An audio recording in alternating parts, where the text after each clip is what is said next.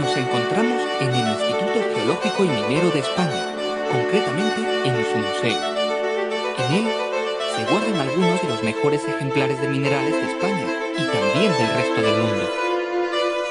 Hola, me llamo Gea y vivo aquí, en el Museo Geominero. Os vamos a contar un relato de millones de años, la larga historia de la formación de las rocas en la Tierra.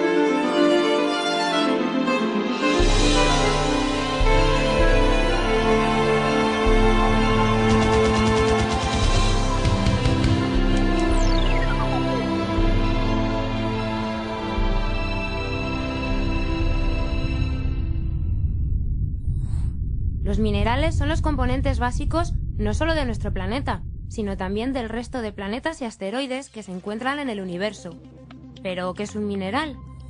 Podemos definir mineral como un elemento o compuesto químico que tiene estructura cristalina y que se ha formado como resultado de procesos naturales. Los minerales se agregan unos a otros para generar los cuerpos sólidos que conocemos como rocas. Los minerales que forman las rocas pueden ser diferentes, aunque algunas rocas tienen solo minerales de un mismo tipo. En la superficie de la Tierra podemos encontrar una gran variedad de rocas, muy diferentes entre ellas en función de qué procesos geológicos han intervenido en su formación. ¿Pero podemos agruparlas de alguna forma? En términos generales, la mayoría de las rocas se pueden incluir dentro de tres grandes categorías. Por una parte, las rocas sedimentarias, que se forman en la superficie terrestre. Por otra parte, las generadas en el interior de la Tierra, que son las rocas ígneas, formadas al enfriarse un magma. Y por último, las rocas metamórficas, que son el resultado de la transformación de cualquier otro tipo de rocas. ¡Ah! Así que las rocas se mueven, pero muy despacio. ¿Cómo lo hacen?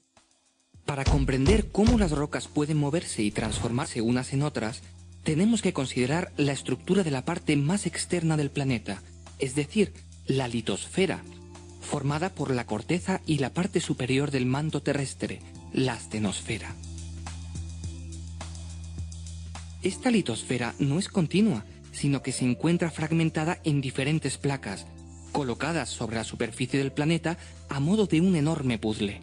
Las placas se regeneran constantemente, es decir, tienen zonas donde se produce litosfera, mientras que en el extremo opuesto las placas se destruyen.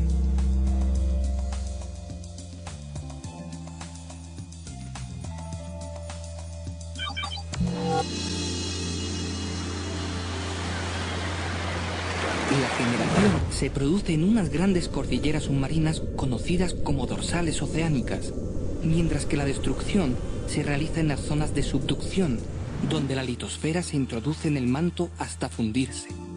Para aproximarnos a los diferentes procesos que generan rocas en la Tierra, podemos utilizar un esquema simplificado dentro del marco de una de estas zonas de subducción. En este contexto, se puede definir el ciclo de las rocas, que constituye una serie circular de procesos que explican cómo las rocas pueden transformarse unas en otras. Entonces, ¿me vas a explicar el ciclo de las rocas? El ciclo puede comenzar con las rocas preexistentes, ya sean sedimentarias, ígneas o metamórficas, que se encuentran en contacto con la atmósfera terrestre. Los agentes geológicos externos, como la lluvia o el viento, desmenuzan y disgregan las rocas de la superficie, convirtiéndolas en sedimentos. Vale, entonces el ciclo comienza cuando las rocas se rompen en la superficie, ¿no? Sí. Estos pequeños fragmentos rocosos se transportan a zonas más bajas gracias a la acción de la gravedad, depositándose en las llamadas cuencas sedimentarias. Es en ellas donde se generan las rocas sedimentarias. Entonces, las cuencas sedimentarias son como grandes recipientes donde se acumulan los sedimentos. Las cuencas sedimentarias no están situadas sobre un sector estático, sino que pueden ubicarse encima de una placa litosférica oceánica que se mueve lentamente, introduciéndose debajo de la placa litosférica continental. Por tanto, la roca sedimentaria formada anteriormente comienza a introducirse en el interior de la Tierra y empieza a calentarse progresivamente, gracias a la energía interna que surge del interior del planeta. Además, el peso del sector montañoso que se encuentra encima produce un importante efecto sobre la roca sedimentaria.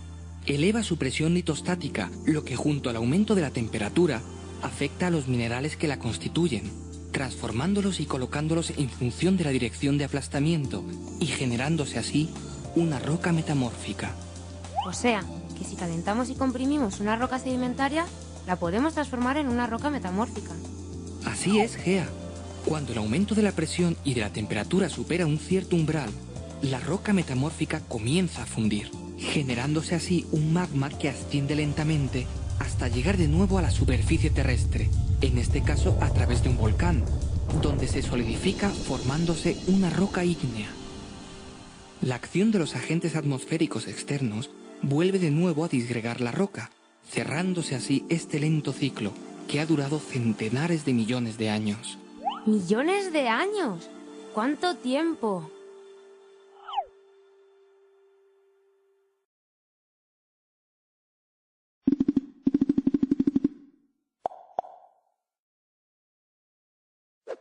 A mí me gustaría saber algo más de las rocas. ¿Me puedes contar cuántos tipos hay de rocas sedimentarias? Las rocas sedimentarias se forman en la superficie de la corteza terrestre y pueden ser de tres tipos: detríticas, químicas y orgánicas. Las rocas sedimentarias detríticas se forman a partir de procesos de erosión, transporte y sedimentación de granos de minerales o de rocas, llamados clastos, que viajan desde las áreas fuentes generalmente elevadas hasta las cuencas de sedimentación que se encuentran a una menor altitud. El proceso se realiza por la acción del aire, el hielo o más comúnmente el agua, apoyado siempre por la fuerza de la gravedad. Así que es el agua el agente más importante para formar estas rocas, ¿no? Sí, el medio acuoso puede transformar clastos con tamaños muy variables, desde pequeñas partículas en suspensión hasta voluminosos bloques.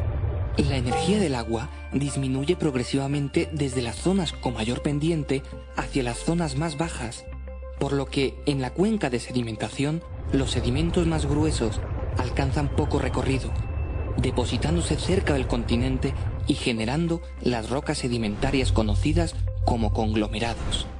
Los sedimentos de tamaño medio avanzan algo más, formando las areniscas. Por último, las partículas más pequeñas, es decir, las arcillas, alcanzan la mayor distancia sedimentándose a gran profundidad lejos de la costa y formando las rocas sedimentarias conocidas como lutitas. Qué curioso, en las zonas más profundas solo hay lutitas. Bueno, no solamente. En estas zonas profundas pueden producirse rocas lutíticas orgánicas, ya que los organismos que viven en el mar, generalmente plancton, cuando mueren caen hacia el fondo de la cuenca, acumulándose gracias a la ausencia de oxígeno en esas zonas que evita su putrefacción. Esta materia orgánica se mezcla con los sedimentos arcillosos y posteriormente comienza a transformarse cuando la acumulación de capas sucesivas hace aumentar la temperatura de la roca, generándose así el petróleo, que puede migrar en estados más avanzados hacia rocas porosas que constituyen las rocas almacén de petróleo. ¿Y las rocas sedimentarias químicas se llaman así porque se forman en un laboratorio? No, Gea, no. Las rocas sedimentarias químicas se forman a partir de la precipitación de ciertos componentes químicos disueltos en el agua. Por tanto, a diferencia de las rocas detríticas, las partículas que constituyen una roca sedimentaria química se forman en el mismo sitio donde se forma la roca, es decir, en la cuenca de sedimentación. Por ejemplo, el yeso se forma en ciertos lugares donde el agua permanece estancada. La evaporación concentra el sulfato cálcico lo suficiente para que precipiten pequeños cristales que caen al fondo por gravedad, acumulándose así pequeñas capas que pueden dar lugar a grandes espesores si el proceso se repite varias veces. Entonces, ¿la roca sedimentaria química más abundante es el yeso? No, las más abundantes son las calizas, que se generan a partir del carbonato cálcico que se encuentra disuelto en el agua. Este compuesto químico proviene en muchos casos de la disolución previa de restos de caparazones